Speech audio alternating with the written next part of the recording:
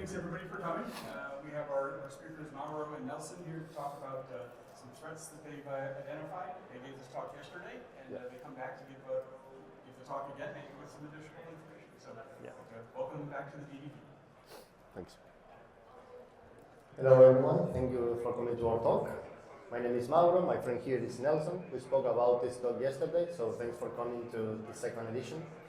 On this talk, we are going to summarize how to abuse certain technologies that are distributed, are used in order to distribute files, in order to be used as a way to distribute malicious component in a way that it is hard or even sometimes near impossible to take them down. At least it's almost impossible to take them down by classic methods. So first of all, I'm going to introduce ourselves. My name is Mauro. I'm a hacker from Argentina. I currently live in Uruguay. I spoke here at DEF CON a couple of times. This is my 13th time I speak here. I'm the leader of the Bits of Quetzal team, which is a team dedicated to research of Web3 threats. So crypto threats targeting the crypto system or the fintech system. And I also founded the DC 5411 from Argentina and Uruguay. Now, my friend Nelson will introduce himself. Yeah, thank you, Mauro. So, Nelson here, first time at DEF CON, first time you're going to speak at this level, right? A little bit about me. I'm a hacker, OffSec specialist, and I'm also part of the Bits of Quetzal team, which is a research-focused team in our company that we work for. And also, I'm a member of the hacking group there back in my country, the Dominican Republic country, which is called Red Team DR. So, in case that you want to follow us and see the information and researches that we're working there, you're welcome to. Okay, now to the malware part. On this talk, we are going to show you how to abuse or weaponize certain technologies that are not bad, are not vulnerable. They're actual normal products used by different people wanting to enhance their privacy or their distribution, their decentralization of files. But we are going to use it in a malicious way. Using these C2 servers mean they will be really hard or even impossible to take down. First of all, this is not something that we are doing just right away now. We've been working on this for a couple of years. In previous years, we worked with Adversary Village, and we showed how to use different technologies as C2 servers, including YouTube, Spotify, Wikipedia, Steam, and even World of Warcraft and other games. That talk was called Everything is a C2 if you're brave enough.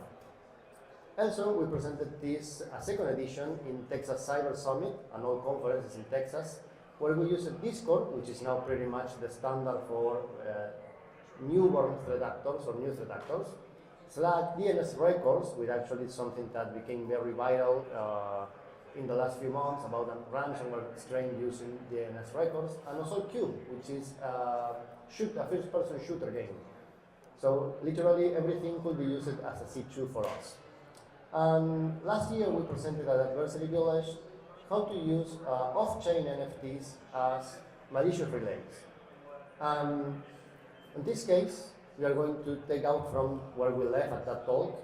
We were using or abusing IPFS in order to distribute different malicious components.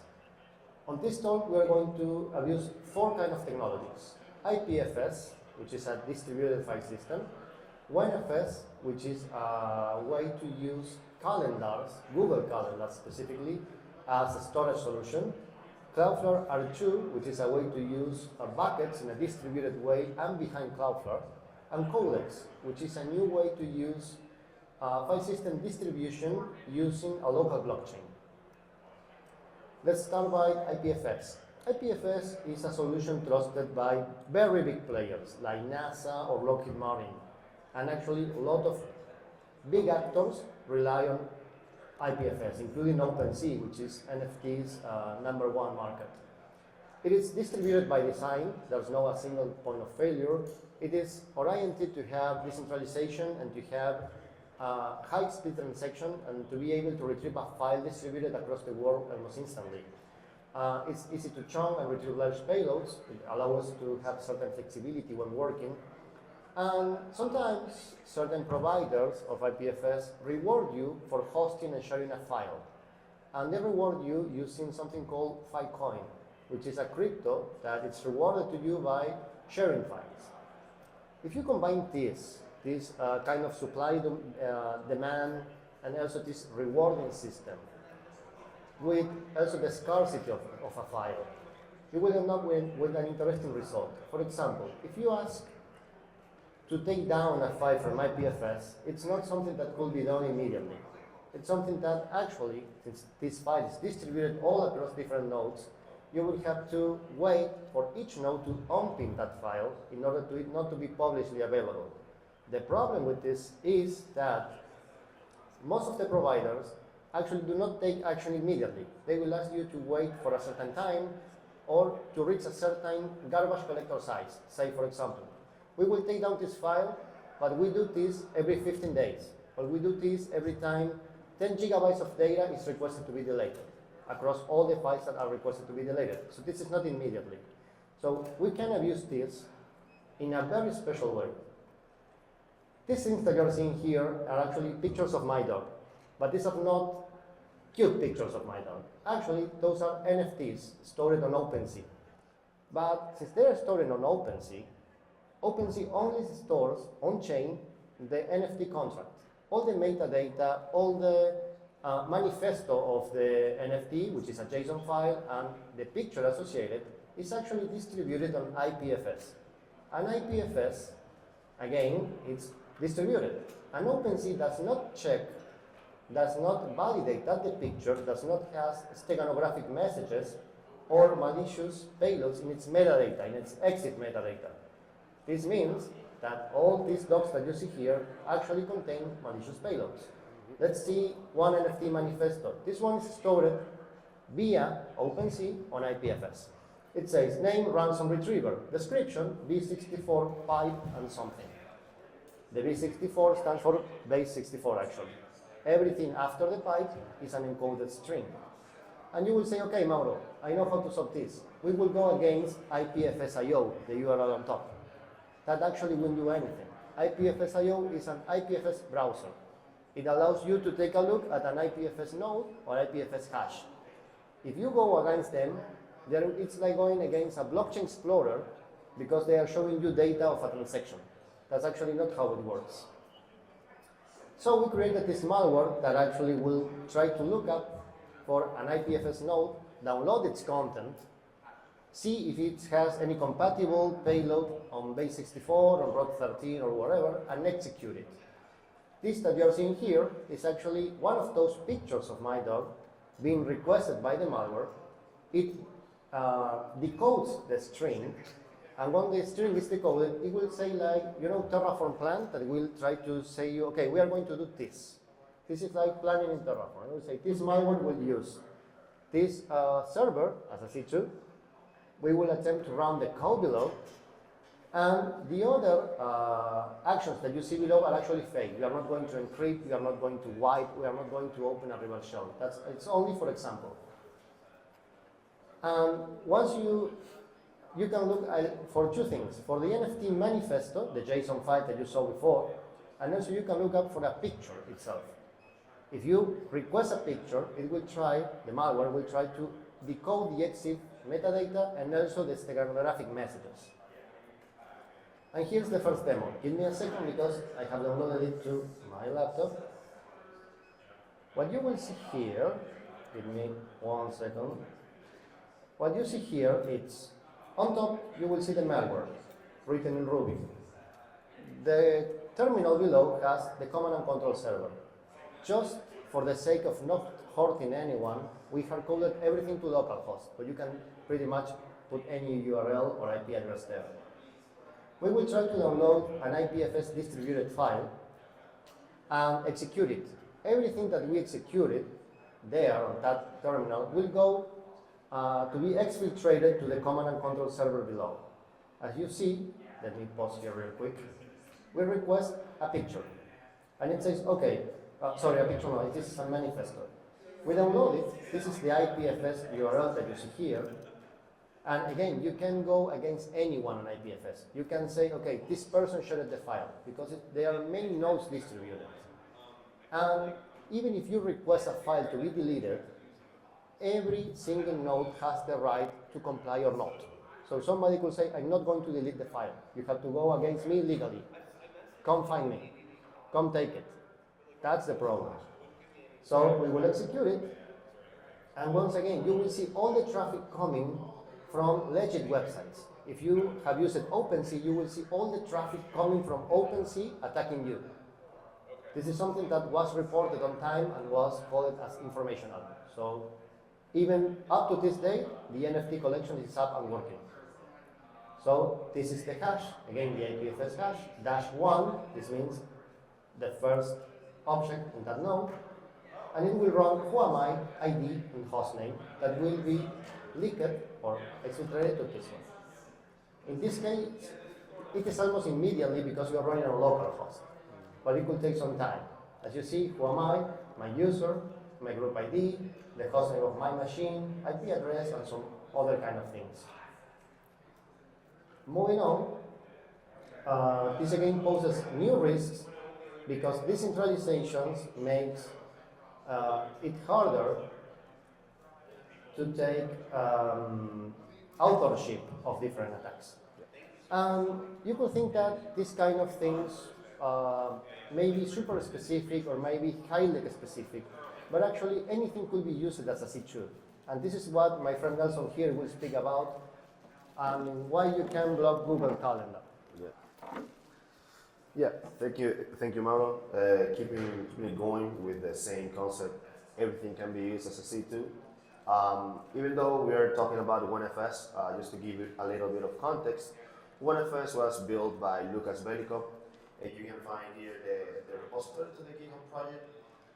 This madman, just decided to create a file system using Google Calendar, and this gave us like the idea on how we can abuse this to create a kind of C2, right?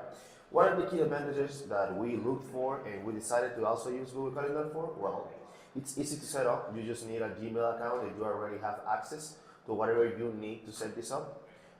You have pre-made accounts that are cheap and disposable. Just to give you an example, Google is trying now to keep people out of spamming or using Google accounts as a spam accounts, right? So what they're doing right now is just requiring you to use something like a telephone number, right?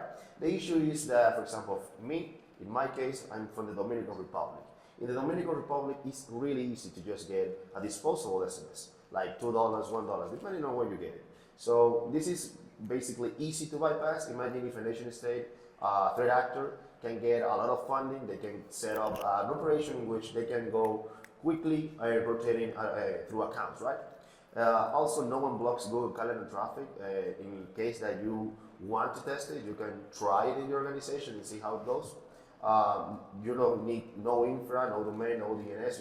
You don't need anything from that because Google is already providing you with the infrastructure that you will need to run this kind of operation. And as I said before, it's replaceable basically at zero cost because honestly, you can get those bypassed really easily and really cheap.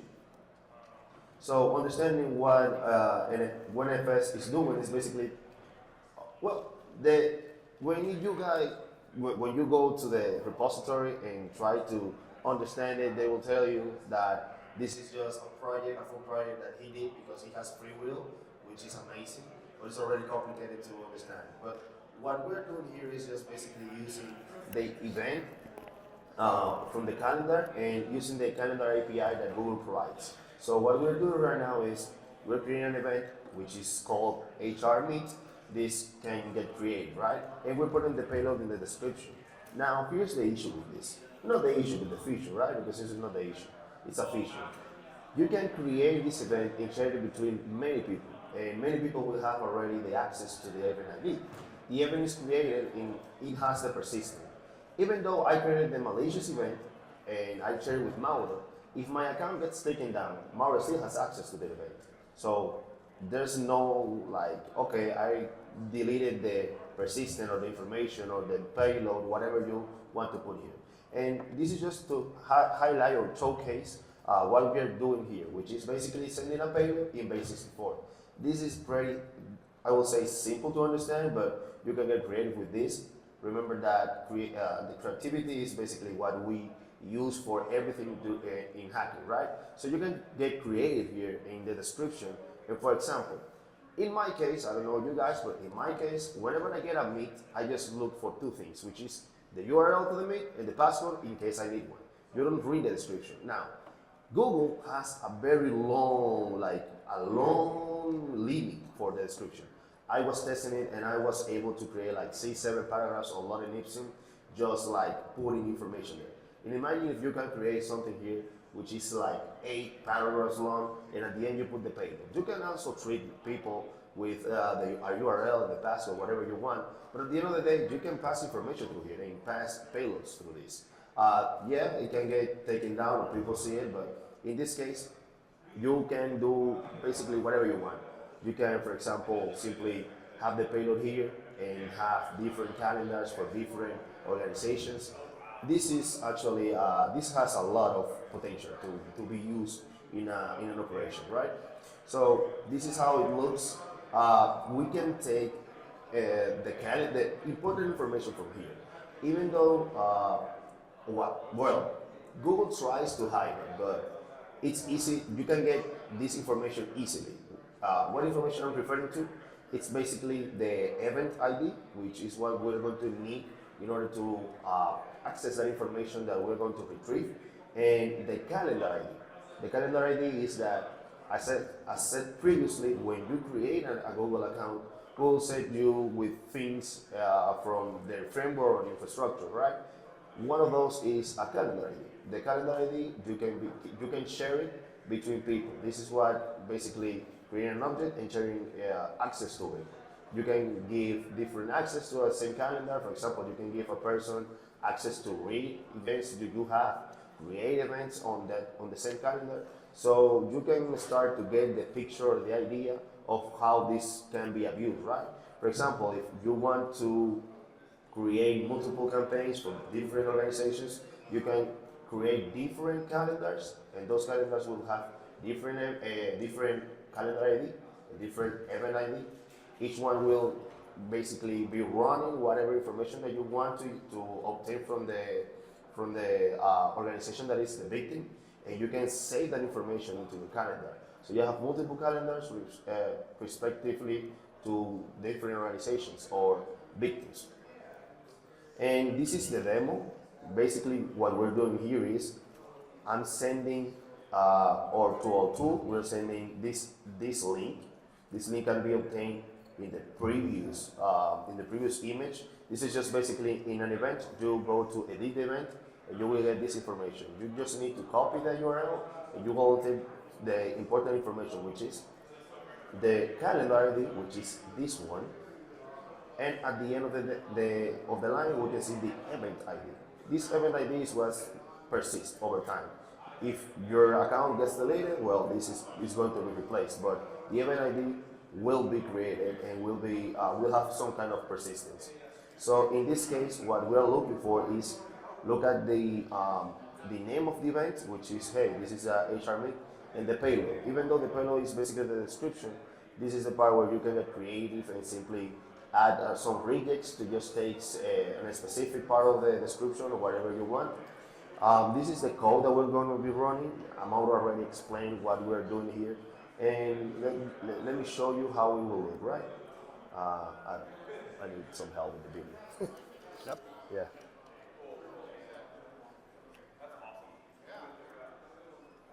Go to show. Yeah, so same as before, we're running this locally. In the window below, we have our server, which is receiving the information, and you can also get, with your imagination, imagine that you have an investigator. Instead of sending this to a private server, you can actually send it to Telegram, which is something that I've seen before. And also you can, in this case, send it to calendar. For example, hey, I already obtained this information in the above console, so instead of sending it to an outside or a server or an outsider already application that a lot of people know, like Discord or Telegram, you can actually create an event under the calendar that you're already using. So that way you have all the information from that organization. And you can share it between all the people that you are working with. So that's basically, you will have all that information forever, unless Google decides to, nuke it. But I haven't seen like Google going that way. Anyways, just to show you the information here, we are going to request the payload or request the event to see what we have. As shown before, we're going to be running the ID, the who am I, and hostname. You can also put whatever command you want here. It's just for the demo. This is going to be the payload, which is the description of the event. And we're executing. As you can see, we already executed the payload. We got the information from the machine, or in this case, the victim, and we send it to our server, right? As I said before, you can encrypt this, send that information encrypted to a Google Calendar event. And the good thing about this, or the good thing, bad thing, depending on how you look at it, is that all the connection that you will see is talking with Google. So imagine if the person or the sysadmin, which is going to be working with this type of attack, he's just going to say, hey, a lot of people are just requesting to Google. What is going on? Let's block Google while we try to search for it.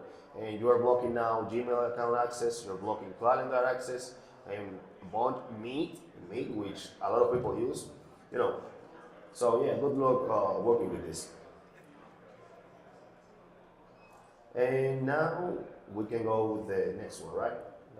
Sure. Which is R2. And the next tool that we analyzed, we made some research, was Cloudflare, and specifically the tool that they have provided, which is R2. It's very good, it's a very good tool, it's very easy to set up and understand. It's basically a solution for running out static websites or hosting any objects or storage. R2 is basically using S3 under the hood, which is the bucket objects and things like that from AWS. The key advantages that these have is that it's a trusted infra behind a big name, and it's widespread DNS. A lot of people think and believe that Cloudflare is basically the door to the internet. You don't have egress fees, and it's ideal for a spread in this case, because you can set up a Cloudflare account and set up a bucket using R2 in 5 minutes. For example, for this test, I didn't have to pay anything. I didn't have to add any extra information for myself. I just had to create the account and said, hey, I want to create an object in R2. And he was like, okay, go. It's easy to automate with API keys, which they also provide. Since a lot of people, sysadmin, have to roll out various fast type of buckets, Cloudflare gives you this, I would say, ease of use or quality of life, right? And it's good for us in this case. It looks like legit Cloudflare traffic, as explained before with the Google Calendar example. When you are working with this type of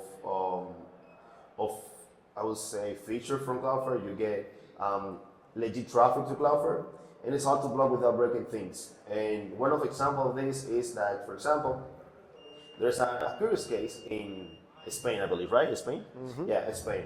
In which every time that Spain is going to be showing or streaming a game of football there, they block Cloudflare.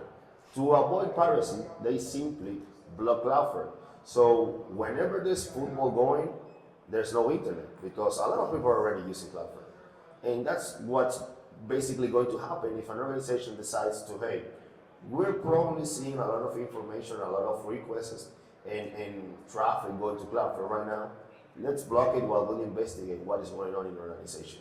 When you block it, good luck trying to fix that then, because you will have 2 problems. And understanding R2, as I was saying before, it's pretty easy to understand. They also have a very good documentation. They are kind enough to show you various examples of how you can use and automate R2. In this case, we're creating a bucket called MF2. The bucket will have a simple file called welcome.txt, and that file will have all payload. Now you can also be creative with this. You can, instead of creating a bucket, you can create a bucket per organization that it's been affected or infected. Each organization will have the UID, Unique ID, and here you can put whatever information you're retrieving from it and whatever payload you want to put in it. So you can create a multi-phase malware or infostealer here, basically saying, okay, where are we at? Okay, if I'm in X organization, let's create one bucket for that organization. Depending on the type of systems that they have, the type of infrastructure they have, you can have multiple objects to drop in it, and based on the output of that, you can also upload it to your R2 bucket. And all that information will look like Cloudflare request, which is the good part of this, or the bad part, depending on how you look at it. And as I was explaining before, here is the example. It's a static shot of an image, and it's basically telling you, hey, let's use R2 to look for this bucket and this file. And it's looking already for the bucket, seeing the content of the file. In this case, is welcome.txt, and the content of it is a simple payload. You can get creative in here, and this will be the execution plan. Mauro was kind enough to create this to just show it like if it was a Terraform plan. So we are seeing what we're going to be using as a target exploitation server. In this case, we will change it to R2 in case that you want to get like an actual malware running with this. And you can see the code that we will be running. And this is how it will look, right? In the below image, we can see that we set the server received the information that was run before or previously. And that's basically how we will be abusing R2 in case that we wanted to do it, to actually do it. And now, Mauro, please continue with the other examples. Thank you, Nelson. Our last example here, we are almost done. It's Codex. Codex storage is a new solution that aims to be fully decentralized and censorship resistant. Everyone can just run a node anonymously. You just need to have a laptop, that's all. You can just, with Docker, set up a quick and dirty node to be working, and it will create an Ethereum address for you, an Ethereum wallet, and you will be automatically connected to the testnet to be working already in the blockchain. It is encrypted by design. Again, it is basically anonymous. You don't have to identify yourself. And the idea from this product is to be resistant to censorship, to be persistent, and to be able to replicate and escalate as much as needed. It uses a local blockchain. This means that while you are in the testnet, you are using a local blockchain. You are not actually connected to a production blockchain. And every time you submit a file or request a file, you can do it in a super simple way. Even though this project is super complicated, it's super complex, it's really a nice project, but interacting with it is as simple as sending a call request. You want to submit a file, like my golden retriever picture. Okay, you use curl, post, and you just send the file. Every time you send a file, you will receive a hash. This is not the hash of the file. This is the hash that identifies the file inside the index of the blockchain. You want to download a file. Once again, you use curl, download the exact hash that we have uploaded, and I save it as a picture. As you can see, I want to double check if it is a picture, if actually nothing went missing or acted up during the process. We receive a picture. Just in case I run a checksum on both of them, a hash to compare them.